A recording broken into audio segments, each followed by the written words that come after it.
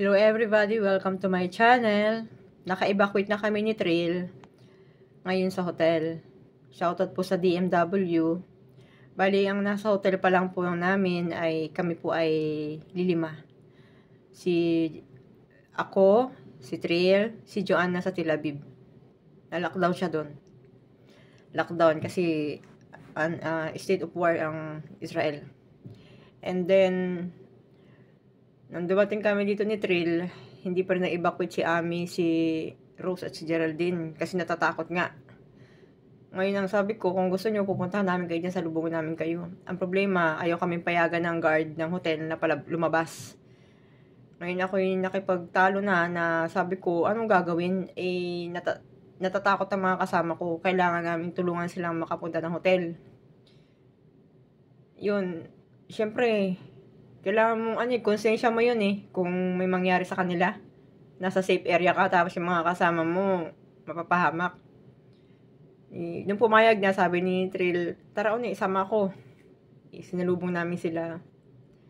Sinulungan namin sila magdala kasi, siyempre, sino ba namang matutuwa sa nangyayari? Siyempre, makakaramdam ka ng takot. Ako rin nga, natakaramdam din ako ng takot. Hanggang sa makarating na kami sa hotel, binigyan kami ng room ni Trill sa isang room. Tapos yung tatlo nasa isang room din. Habang hinihintay pa namin yung anim. Yung anim, ayaw pa nilang ma-evacuate. Pero para sa akin, suggestion ko, we are under the hotel. Kaya dapat dito tayo sa hotel. Sama-sama tayo dito para safe tayo. Hihintayin ko yung decision kung lilipat sila or kung need help nila, lalabas ako. Susunduin ko sila doon sa bahay nila. Kung pwede, tutulong ako.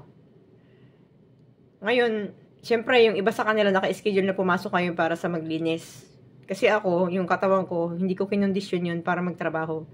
Ngayon, sabi ng supervisor ko kung gusto ko na magtrabaho, sabi ko, sir, hindi, ayoko magtrabaho. Kasi para yung kalamnan ko, nanginginig pa. Kasama na rin yung tension, at bukod po doon, sa 25 sirin na narinig ko, siguro 17 beses akong bumaba sa hagdanan. Nakakapagod. Tapos naghilap ako ng maleta. Yun. Aanin ko naman yun. Kung ang katawan ko naman ay gusto ko kasi ang katawan kondisyon. Bali, ang magtatrabaho lang ngayon, si Rosie, Ami, Geraldine, at saka si Trill. Yun, para sa akin, mas maganda na sa isang lugar kaming 13. Wala na, 12 na lang pala kami, yung isa lumipat na. Yung lilima kami, yung anim nasa bahay pa, hindi napunta ng hotel. Nasa bahay pa si Ate M, si Eva, si Erlinda, si Aileen, si Hamor, at si Giselle. Nandun sila sa isang apartment, sama-sama silang anim. At syempre yung isa namin kasama, nandun siya sa delikadong lugar, nasa Tel Aviv. Kasi nakapasok daw doon yung Hamas.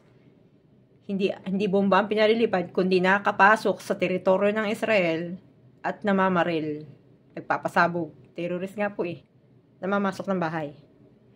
Kaya hindi ganun kadali na magpapasok kayo sa hotel, baka may makapasok. Yun. Abangan na lang po natin kung ano yung mga susunod. Nagme-message ako sa mga kasama ko, anong decision nyo. Kung nilipat kayo, lumipat na kayo hanggat maaga pa. Kasi after ng kaguluhan na yan, hindi natin alam na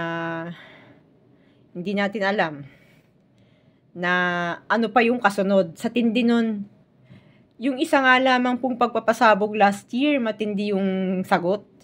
Ay, ito ang dami nito. 24 sirin, 25 sirin, maraming bomba yan. I'm sure, hindi pa ako nag-check sa Google kung ilan ang pinalipad. Ayun, nag-message ako sa kasama ko na, andyan pa ba kayo sa kabilang bahay? Lipat na kayo dito sa hotel. Sabi ko. Nag-message yung kasama ko, on the way na kami ate. Okay. On the way na kami. Yan sabi niya. O, diba, positive. Para hindi mag-alala yung mga family nila. Yun yung pong anim na mga kasama ko. So, gabayan naman sila ng Panginoon. At alam ko naman kaya nila. Kaya nila yan. Tatanawin ko sa bintana. Wala pa, pero naglalakad na sila. Kasi ang sinabi ko sa kanila dito sa grupo, nag-message ako sa kanila, kasi ako tahimik lang kanina, inobserbahan ko yung sitwasyon. Kasi kung lagi ako nasa cellphone nakatutok, hindi ko maasikaso ang iba pang bagay. Nung unang nag-message dito, tumawag si Rose kaya Trill. Ang nagsagot, si Ami sa akin, Ate Oni, isang kayo dumaan bandang kila Ate M. Sabi ko, sa amin doon sa may pizzahan, sa may bakery. Document passport to underwear, do not bring a lot of things. Be free before go out. Tapos, direct to the park with a lot of trees in Arab Park in case you hear the siren, lean on the trees or building to protect your back and cover your head.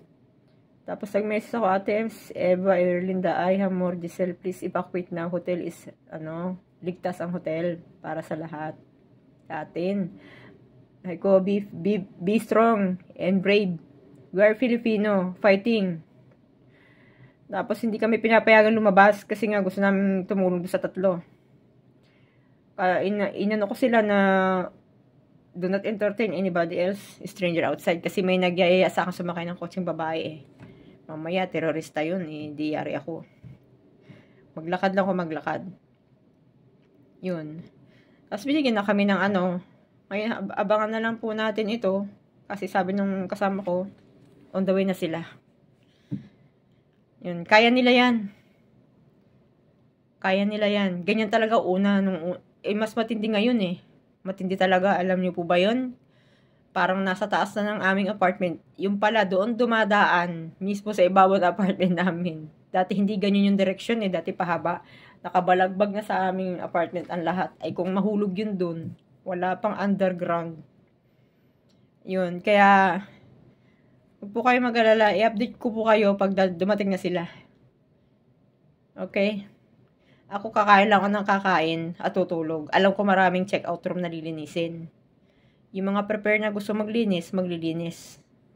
Pero ako pwede ako maglinis, hindi ngayong oras ito. Siguro mga pwede ako mamayang alas 7 or alas 8. I-relax ko muna yung katawan ko. Kasi alam niyo ba yung sama-sama na intention, dali-daling akit baba, nagluto ka pa, naglaban, nilinis mo na lahat. Gumagana yung utak mo pero pinipilit mo pa rin ngumiti. Yan. Okay? Bye-bye. Just continue watching to show you our life here in Israel. Bye-bye.